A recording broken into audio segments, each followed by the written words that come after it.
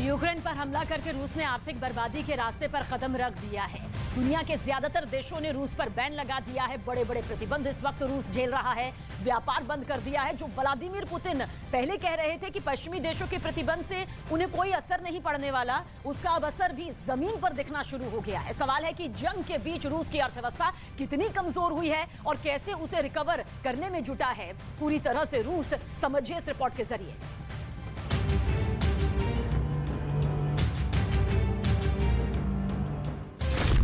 रूस और यूक्रेन जंग में बड़ा सवाल। युद्ध में रूस को कितना नुकसान? आर्थिक मोर्चे पर रूस कितना मजबूत? रूस में नौकरियों का क्या होगा? रूस में इस वक्त महंगाई कितनी है? रूस ने यूक्रेन को जितना कम करके आका, उससे ज्यादा उसे नुकसान हुआ है। एक तरफ जंग के मैदान में रूसी सेना संघर्ष करती दिख रही है, तो वहीं दूसरी तरफ रूस की अर्थव्यवस्था के हालात भी कुछ ठीक नहीं है, क्योंकि बड़ी बड़ी कंपनियों तक युद्ध की आंच पहुंची है और कारोबार ठप हो गया है। इससे लोगों की नौकरियों पर संकट खड़ा हो गया है। रूस के केंद्रीय बैंक ने 13,000 से ज्यादा कारोबार का सर्वे किया है। इससे पता चलता है कि कई लोगों को माइक्रोचिप्स, कार के पुर्जे, पैकेजिंग सामान, यहां तक कि बटन जैसे सामान देश में लाना मुश्किल हो गया है। कच्चे माल और पुर्जों की कमी की वजह से कुछ कंपनियों ने काम करना बंद कर दिया है। जापानी कार कंपनी टोयोटा ने रूस को कारों का आयात रोक दिया है। मैकडॉनल्ड्स और लिवाइस जैसे ब्रांड ने कामकाज बंद कर दिया है। एप्पल ने भी अपना काम रूस में बंद कर दिया है। भारतीय कंपनी इन्फोसिस ने भी काम बंद किया। इसके अलावा रूस में छोटी और बड़ी करीब 300 कंपनियां हैं जिन्हें अपना कारोबार बंद करना पड़ा है। इससे बेरोजगारी की समस्या पैदा हो गई है। आर्थिक बैन के बीच रूस और यूक्रेन जंग अभी खत्म होती नहीं दिख रही है। आशंका जताई जा रही है कि यह भी और लंबी खिंचेगी, जिसका बुरा असर रूस की अर्थव्यवस्था पर पड़ने वाला है। दावा है कि अब तक रूस में 2 लाख लोग अपनी नौकरियां खो चुके हैं और अगले कुछ दिनों में 2 लाख लोग से ज्यादा अपनी नौकरियों से हाथ धो सकते हैं। वहीं 2024 तक रूस में बेरोजगारी दर 7% तक पहुंचने का अनुमान है। यही वजह है कि रूस में काम करने वाले लोगों ने पलायन शुरू कर दिया है। कई कंसल्टेंसी कंपनियां अपने लोगों को वहां से बाहर निकाल रही हैं। जो लोग रह गए हैं उनके लिए रूसी शहरों में गुजारा करना मुश्किल हो गया है। बात करें महंगाई दर की, तो साल 2002 के बाद रूस में महंगाई दर 17.7% को पार कर गई है। हालात इतने खराब हैं कि पीने का पानी 35% तक महंगा हुआ है। सब्जियों के भाव भी 35 से 50% बढ़ गए हैं। रूस से तुर्की की फ्लाइट के लिए 15,000 रुपए खर्चा आता था, लेकिन अब उसके लिए करीब 55,000 रुपए खर्च करने पड़ रहे हैं। युद्ध की शुरुआत में आर्थिक बैन के वक्त रूस की सड़कों पर शॉपिंग मॉल्स के बाहर लंबी लंबी कतारें देखी गई थी। अब वो भीड़ छट चुकी है। अब सुपरमार्केट में चीजों को अच्छी तरह से स्टॉक कर लिया गया है। फर्क बस इतना है कि ये चीजें अब पहले से महंगी है। रूसी अर्थव्यवस्था की सबसे बड़ी ताकत उसका तेल और गैस है। वित्तीय संकट से बचने के लिए रूस जंग के बीच दुनिया भर के देशों को बेच रहा है।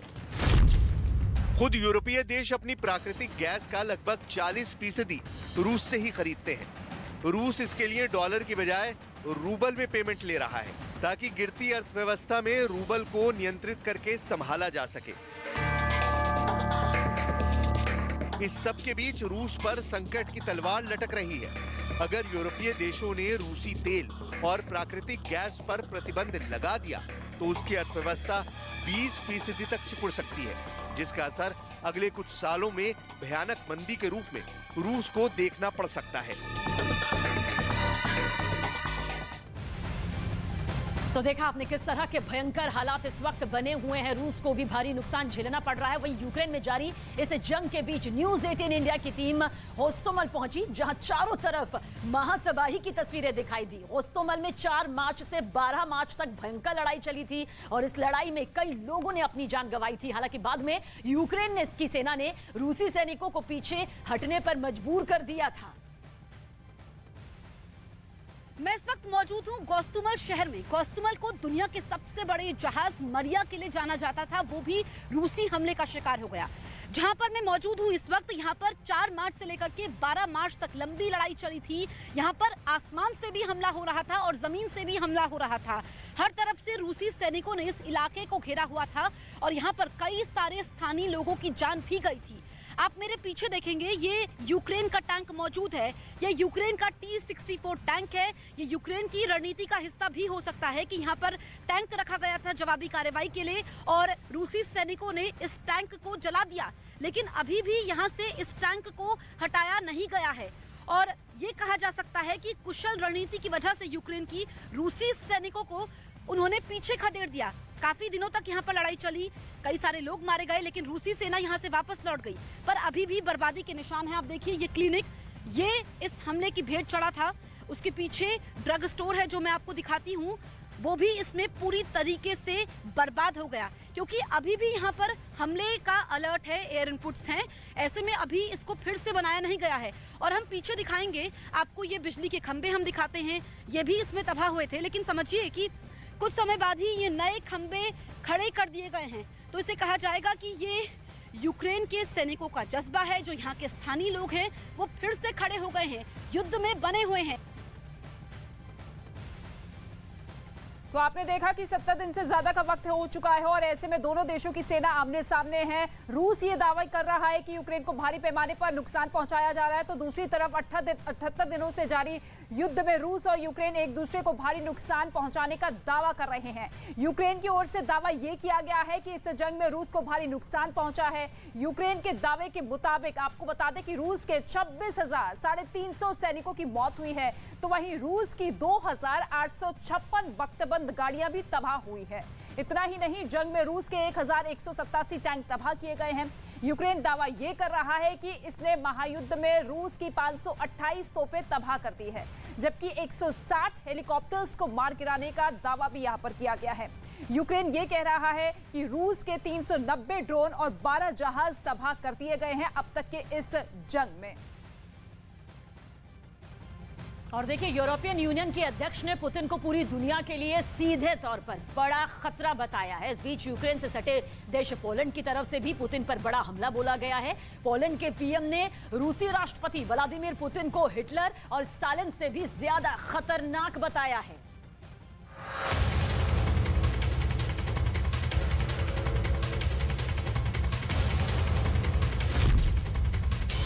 पुतिन पर बिफरे पोलैंड के पीएम। पुतिन पर तानाशाही का आरोप। हिटलर और स्टालिन से पुतिन की तुलना। यूक्रेन का आसमान बारूदी शोलों से सुर्ख है। रूस की सुपरसोनिक मिसाइलों के हमले यूक्रेन के जर्रे जर्रे को तबाह कर देने पर आमादा है, जबकि यूक्रेन की तरफ से भी जबरदस्त पलटवार का सिलसिला लगातार जारी है। यूक्रेन में हो रही ये बेहिसाब तबाही रूस के दुश्मनों को मुखर होने का मौका दे रही है। इस कड़ी में रूसी राष्ट्रपति व्लादिमीर पुतिन पोलैंड के निशाने पर आ गए हैं। पोलैंड के पीएम मटेउस मोराविएकी ने पुतिन पर जोरदार हमला बोलते हुए दावा किया कि पुतिन जर्मन तानाशाह अडोल्फ हिटलर और सोवियत संघ के तानाशाह जोसेफ स्टालिन से भी ज्यादा खतरनाक है। रूसी राष्ट्रपति एक खतरे से भी बढ़कर हैं, क्योंकि उनके पास परमाणु हथियार जैसे अत्याधुनिक हथियार हैं। पुतिन पर निशाना साधते हुए पोलैंड के पीएम यही नहीं रुके। उन्होंने पुतिन पर आरोप लगाते हुए कहा कि पुतिन की रूसी दुनिया की विचारधारा 20वीं सदी के साम्यवाद और नाजीवाद की तरह है। ये एक विचारधारा है जिसके जरिए रूस अपने देश के लिए मनगढ़ंत अधिकारों और सुविधाओं को न्यायोचित ठहराता है। पोलैंड यूक्रेन का करीबी देश है। मध्य यूरोप का ये देश जंग की शुरुआत से ही यूक्रेन के साथ खड़ा है। यूक्रेन के मददगार देश लगातार पोलैंड के रास्ते ही हथियारों की सप्लाई कर रहे हैं। रूस के यूक्रेन पर लगातार हो रहे हमले पोलैंड को रास नहीं आ रहे हैं। यही वजह है कि पोलैंड के पीएम ने पुतिन की तुलना जर्मन तानाशाह हिटलर और सोवियत संघ के तानाशाह स्टालिन से की है। ये वही तानाशाह हैं जिन पर लाखों लोगों की जान लेने का आरोप है। खुद पोलैंड भी दूसरे विश्व युद्ध के दौरान हिटलर की तानाशाही का शिकार हो चुका है। इतना ही नहीं, सोवियत संघ के तानाशाह जोसेफ स्टालिन पर भी लाखों बेगुनाहों की जान लेने का आरोप है। वैसे ये कोई पहला मौका नहीं है जब रूस के राष्ट्रपति पर तानाशाही के आरोप लगे हैं। जंग की शुरुआत से ही रूस विरोधी राष्ट्र उन्हें इस जंग का विलन बता रहे हैं और राष्ट्रपति पुतिन पर तानाशाही के आरोप लग रहे हैं।